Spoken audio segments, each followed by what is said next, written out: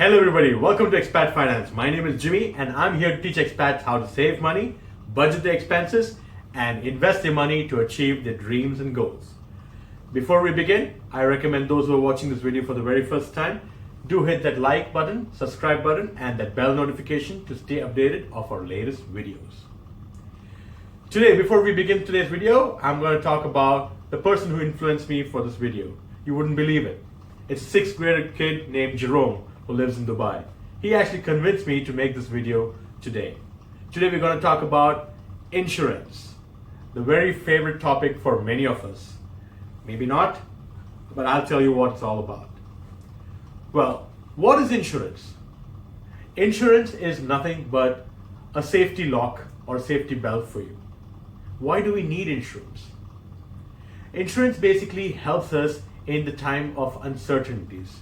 If you do recollect, in my previous videos, we did talk about the emergency fund, which takes care of emergency expenses, like maybe your vehicle repairs or something regarding your health or anything of that sort.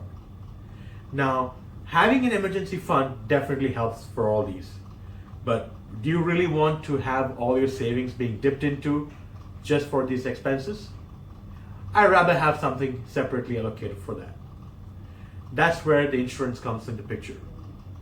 It's true that you cannot actually predict what is going to happen in the future or for any uncertain event that's going to happen. But you can definitely plan or keep some money aside for these kind of events. What you could do is actually you can go for health insurances, vehicle insurances, or life insurance of that sort. Basically, life and non-life. Let's talk about health insurance.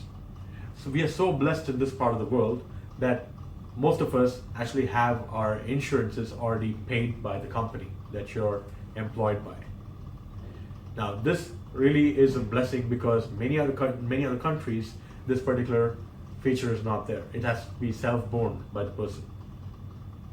Now what happens is suddenly you have you fall sick, or you want to go to a doctor, or you want to buy some medicines. This health insurance basically covers your small expenses or these basic expenses without the money being dipped into from your savings. Now, next we talk about the vehicle insurance. Many of them may not be even aware that a vehicle insurance actually not only covers the vehicle in the case of damage, but it also takes care of approximately 4 to 5 passengers, depending on the policy, for death, disability, or anything of that sort. So vehicle insurance also is very important. Now we talked about health insurance and we also talked about the vehicle insurance. And these are two pretty much the standard or the forced insurances that one has to take in this part of the world. Now let's go ahead and talk about life insurance. The moment you hear life insurance, people shun away. Why is that? Isn't life that important? Life is definitely important for you. I know many people who come across and say that, I don't need an insurance because, I'm the only son and I don't have independence and, probably I don't have anybody else that, depends on me or something of that sort. True, for that person, life insurance is not required at all because there's no dependence. So why does he need to take the insurance? There's no requirement at all.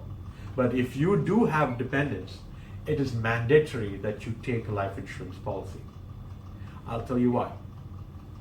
In case something happens to you, you want to make sure your dependents, that is your family or your parents or whoever is depending on you, are able to, basically lead that same lifestyle that you were living when you were alive.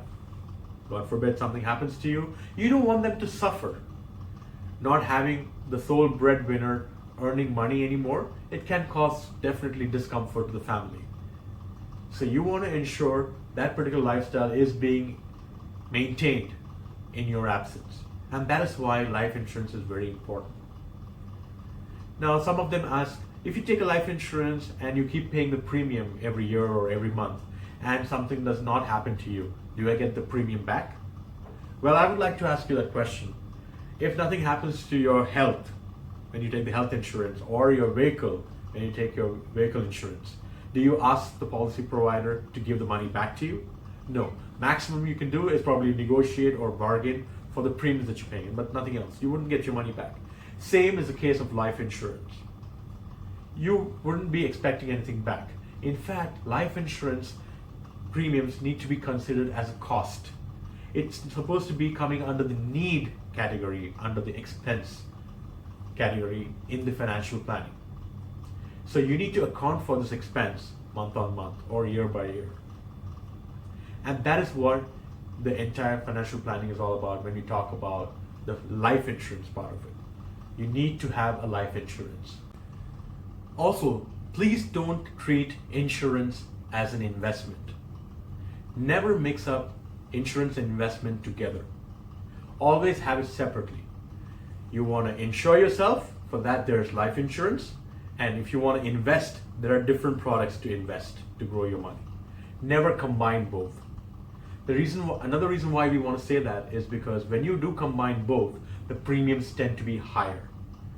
We want to ensure to keep the premiums as low as possible so that the balance amount gets freed up and you can use it towards investing into different products that can help you to gain or make your money grow. So please make sure that the insurances and the investments are never clubbed together. On that note, if you did like this video, I do recommend you like, subscribe, and hit that bell notification to stay updated of our latest videos. Cheers!